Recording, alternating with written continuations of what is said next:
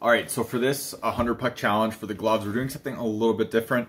This video should have come out a long time ago, so one, I apologize to Warrior, and I apologize to people who want to see it. I have excuses, but I mean, it should have been done a while ago. Anyways, we are doing the G6.1, which is this, and the G6 glove, which is this, in one thing. So instead of me doing 20 of each speeds, all the way up to like about 80 miles per hour for this test for one glove, and then doing it twice, so it'd be like 200 shots. I broke it up into about 10 shots for each section.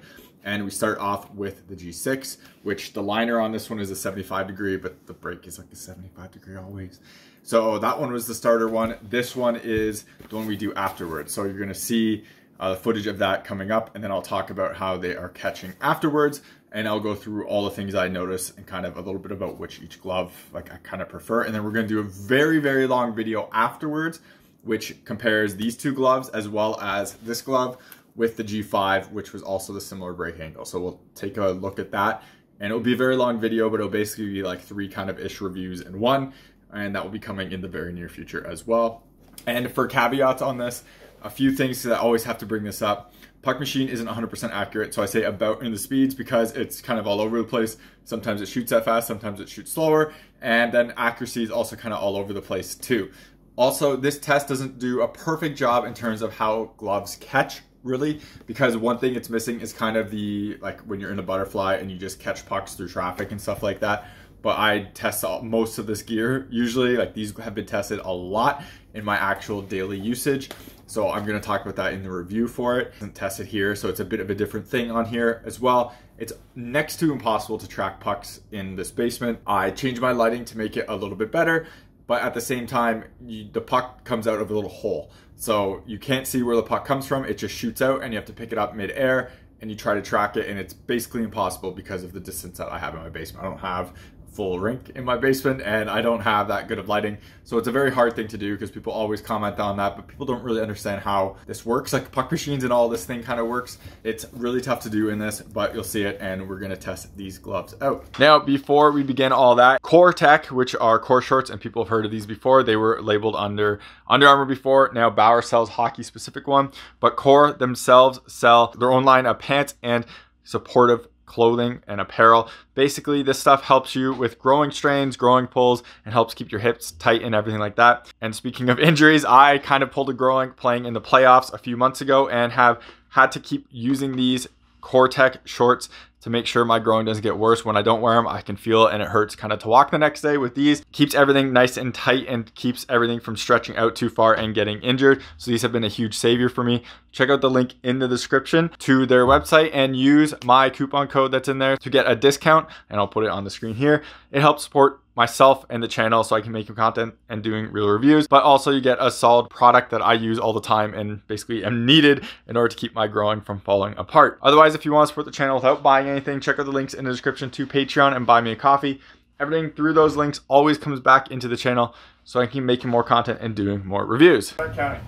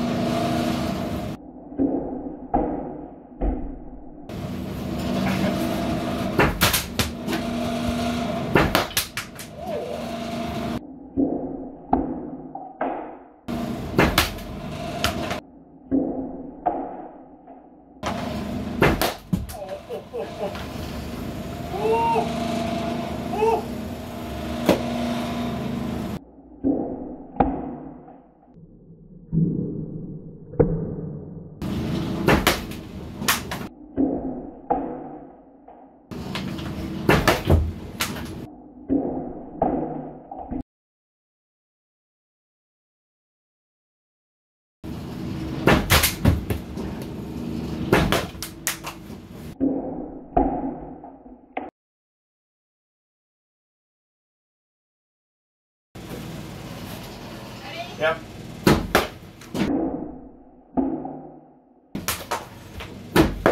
It's so slow. Oh, okay, you gotta turn it a little bit.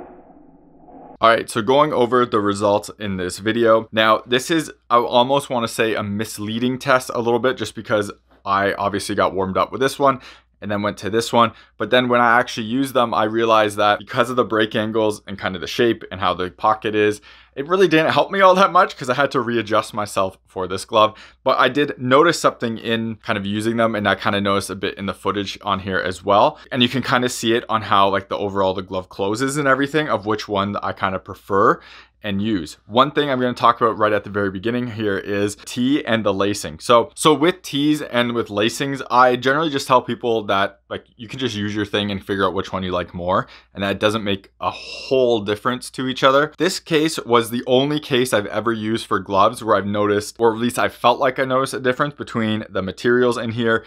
And I don't know if it's the tee or it's more of the skate lace versus the nylon. With the skate lace, it definitely just felt like the puck died more. So you saw a couple come out of this where it was in the pocket and it kind of like popped out of the pocket, and it was, you could see the spin on it. The spin was kind of pulling it out. Whereas with this glove, most of the things in the pocket kind of stayed in the pocket pretty good. And I'm almost want to contribute that to this actual lacing itself rather than the tee. So the tee is an interesting thing on this because you can see how it kind of connects, and it kind of connects at the top in a fairly similar manner. And especially when you close it, you can kind of see how it ends up kind of working the same way. Yeah, you don't have that middle piece right there, but the connection point kind of acts the same way, and you get a closure of kind of like this, right? So pretty similar to each other, nothing crazy different on there. I don't know what I'm going to do for the G7s and which ones I'm going to go with yet. That's still something I have to decide. I'm definitely going with skate lace just because I noticed when watching this that it just seemed like it really killed the spin more on this glove, and the things in the pocket kind of stayed deeper in the pocket, where this one, it felt like they almost kind of rolled out more. Now, maybe that is just a placebo effect and it was a total coincidence of me seeing it on here.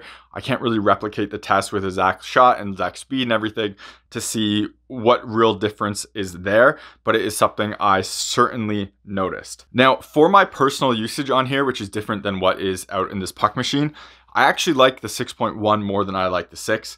I'm going to kind of leave that at that and talk about it more in the actual like review of these. But I notice here in this video, I feel like a bit better in with the 6, especially later on in speeds.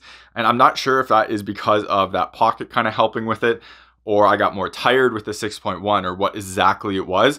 But I felt like it just worked a little bit better for that. But that's not saying that this glove is bad. It's just this result of this specific test. One thing I was very, very surprised at, and was pleasantly surprised at, I should say, is everything kind of here just goes into the pocket. So you saw a bunch of those. Anything that would hit here just runs right into the pocket. And the same with on this one. Anything on here would run into the pocket. Obviously up here, not as much. And I found up here a bit, you could see a few of those where they kind of hit here and they bounced up. Interesting that like up here caused, I'm not gonna say an issue, but it just like didn't catch, but everything kind of down here really went into that pocket, and it was very solid for that sense. And you could see a bunch where I didn't catch it clean. It hit here and just went straight in there, and I caught it. So it was a nice thing as well. The other thing that was very surprising and very well done on Warrior is this tee. So you've seen tees in the past of my videos get folded over and kind of like collapse themselves. And you could see this glove, like when it got hit up here, actually up here was a good example where it would hit up here and it would really kind of stretch out more so than I can stretch it now. And you could see like the tee like kind of getting to this point. Even when that happened, this glove, like you could see the puck marks here, it still generally caught them when it was in here. My hand got pulled back, but it generally stayed in here. There were a few that hit there and it kind of went in and it would sort of roll over. But this tee and everything, the plastics in here are pretty solid, and they definitely don't, like with this whole design, allow it to kind of fold in on itself that much. So it does a solid job of the tip catching right here. And it did it on this one as well. You can see you can't like really even flex that in, but when it did flex, it did kind of go out like that. For fingers down here, this one is definitely harder to keep pucks in the fingers down there just because of kind of the glove shape and how there's more of it over there than there is here. So this feels like it has more finger piece further away from your hand. So you hit there, it's going to tilt and turn it that way. Where this one, it's closer, like there's less of this. It's not as long, or at least it doesn't feel as long. And it feels like your fingers are closer. So it doesn't really tilt as much and it's easier to make a save in that sense. But that is kind of just a glove shape thing and kind of what you have to figure out there. Now, one thing I do want to call out, which was a really solid piece on this, and we saw that on the PGS review, it was a puck hit like the cuff, and folded the cuff over. So look how solid this cuff is. I can't flex it at all on both of these. This one folds in, but like the actual back of the cuff doesn't do anything. So you can see that part folding in right there, and then that part not really doing anything, but you could see how much more of that on that PGS cuff kind of folded. And this one is a shape too, right? So even if it folds, it's not gonna go all the way, and this one doesn't fold at all. So this one is even stronger in that sense. With this, you saw a couple that hit the cuff, and it turns the glove, so it hit the cuff and turned it like this. Also kind of flexed the palm open, but it never like folded in on itself. Now it wasn't the exact spot, but this performed better than what that glove did, for example, and it has a lot stiffer thumb piece right there, so a lot better in that design. One thing I want to talk about too on here is protection. I felt one shot over all of it. Okay, I felt I think 2 shots, but one shot was kind of like a, whoa, and I show it in there, and you can hear me in there. And that is really good for the speeds and like for overall performance. I have felt a couple shots on these when I did the junior A kids and junior B kids testing in the off season where a lot of that PGS footage came from. I felt a couple shots on these with them, but it wasn't that bad. And I felt like my G5 was worse. These ones were certainly better than that and were pretty solid. This is a game ready palm. They don't have like a pro palm option. It closes like that. The T could be a bit better, but it closes that well, and having that protection is pretty solid, and I got to give Warrior a ton of credit for that, and like they did a pretty solid overall job for that, and it's kind of part of how this glove is designed that works really well for that. One thing I noticed with these gloves for catching that is a little bit evident here, but not totally. I noticed that this glove is actually easier catching lower speed shots kind of in the palm. So the palm is kind of a little bit bigger. Hopefully that kind of comes off on camera, but I've noticed that when I've been playing in lower tier leagues, and the shots aren't coming in as hard, I would be able to catch kind of more pucks right here and in this more like bigger kind of palm area than what is on this one. I found this one, they kind of felt like they would bounce out a bit more on me. Now I know some people have no problems with this glove, but I just noticed that when I was using it, this one was easier to catch those kind of in there versus what this one is. Also, there was a lot of evidence of me catching here and not really squeezing. When you get it flush, you see it in the NHL all the time. Goalies don't always have to close their glove, and I knew when it was coming in this pocket, I didn't have to do anything. So you catch it, hand kind of pulls back, and it's just in there. I had one with this one where I did the same thing and it kind of bounced back out. I definitely should have squeezed. Sometimes you don't also react enough to it, but this glove does a fantastic job for that, and I knew it was staying in there and it was going to be fine. Overall, these gloves did pretty solidly in this test and performed about as I expected. There still are some spots like up here where I found it's kind of harder to get those parts to really go in. That is a tough spot in general because it kind of turns the glove over, but I just found that I don't know how you would change this, but this part right here just feels like it doesn't really perfectly direct in here where this part does. I don't know if you could even go like somehow try to make this come down more right here and kind of make that more of a 90-degree, like right at the thumb kind of turn inwards. But it's just something I kind of noticed when using. And I feel like when I'm looking at this presents decently flat. And when you look at this one, it doesn't look quite as flat as what the other one looks like. But I just do notice that like maybe that piece could be a little bit more curved in for catching, but overall it worked pretty well and was pretty solid. These gloves are totally interesting, and I'll talk about more of them in the review. One other part of this that you'll see me doing all the time is having to push the glove back on. I'm going to cover that more in the review. It's more of the internals and kind of the strapping parts of it, but just how I felt with Warrior gloves for a while. So watch the full review for that. Overall though, these gloves did a pretty solid job on here. A little bit better than I expected, to be totally honest. I haven't caught amazingly well with either of these when using them. They were like in games and stuff, they're kind of okay, but I do find them to be a bit more bouncy than some other gloves that I use. And in this test, they did a pretty solid job, and this glove was pretty good overall in this test. Even though it might not be my favorite of the two, it worked pretty good here. And honestly, Warrior did a really solid job in terms of padding and everything on here, as well as like cuff construction of what's going on here. So these are pretty solid here, and the results are pretty good and should be looked at as a very positive thing. So thank you very much for watching this video. Hopefully it was helpful. Remember, if you want to see me do more reviews and videos like this, reach out to the companies on social media. Let them know, hey, I want to see Hockey Reviews demo and test your gear on his machine or just in general. Helps me get on those companies' radar and lets them know that videos like this are really helpful to them as well. Very sorry for making this video late. If you want to support the channel so I keep making more videos and doing more reviews like this video, and you're buying hockey equipment anyways, check out the links in the description to Hockey Supremacy if you're in Canada, Pure Hockey if you're in the US. Clicking those links and making a purchase gives me a kickback so I can keep making more content and doing more reviews. Otherwise, check out the links in the description to buy me a coffee. Everything through any of those links always comes back to the channel so I can keep making more content and doing more videos. Thank you very much for watching, and take it easy.